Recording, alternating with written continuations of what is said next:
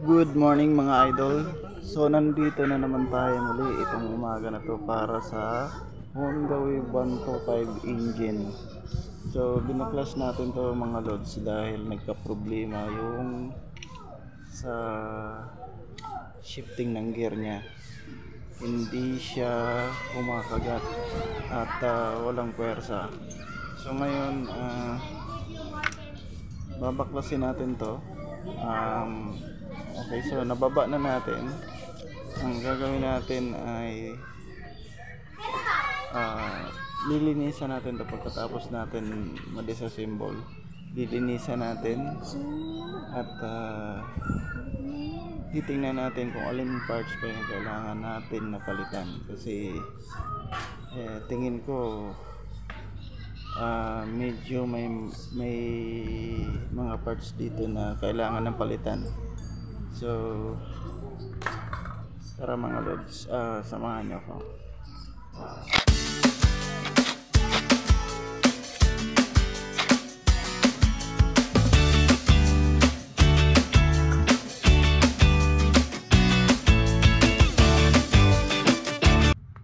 Okay, so baklasan na natin yung crankcase. Bali lilinisan natin to, tapos yung kabila nito. Pagkatapos nyan, yung mga internal parts nya, yung sa mga gear, bali yun yung isunod natin. At yung mga maliliit na mga parts, kasi nakikita natin guys, sobrang dami ng mga yung parang nagiling na bakal dun sa loob. So di ko pa alam kung ano yung nagiging sanhi ng mga kung ano yun, ng mga maliit na pinong-pino na mga bakal na parang nagiling.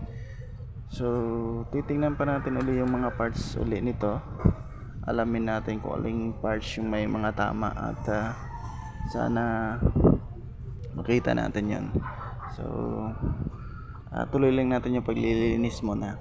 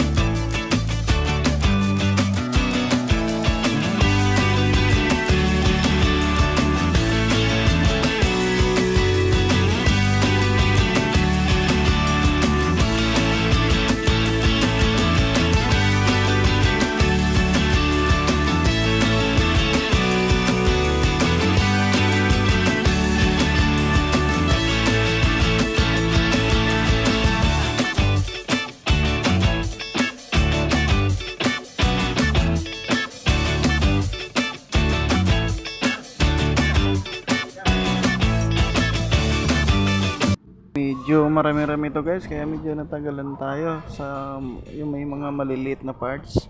Tapos yung sa mga gear niya kasi nakasiksik yung mga sinasabi ko na yung parang maliliit na giniling na bakal. Ang dami doon nakasiksik, so kailangan natin dukutin yun guys. At hindi naman natin, para bago natin ibalik siya is malinis talaga.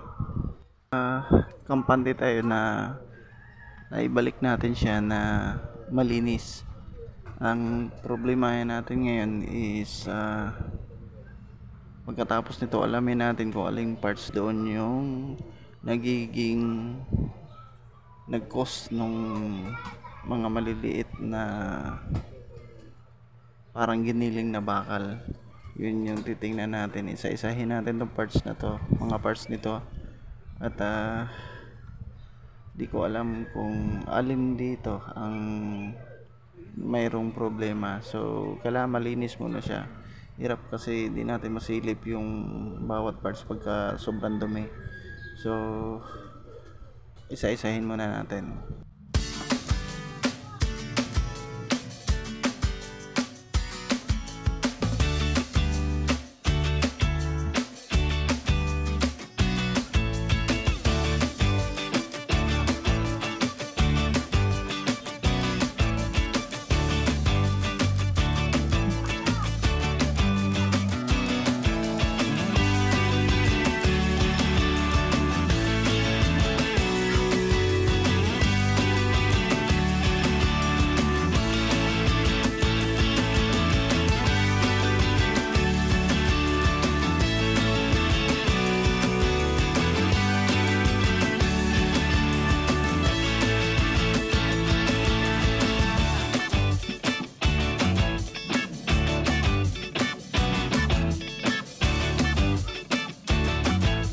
Parang kapos yung nabili nating gas guys, so kailangan nating kumuha muna doon sa gasolina ng motor natin kasi kapos. Amin ang nililinisan, sobrang dumi kasi, kaya uh, ubos-ubos yung gas natin. Okay, so natapos na natin yung paglilinis guys. Bali ito na yan lahat, oh.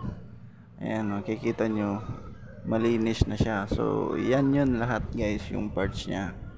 So ngayon isa-isahin natin to, titingnan natin kung alin yung may mga problema dito na kailangan nating palitan.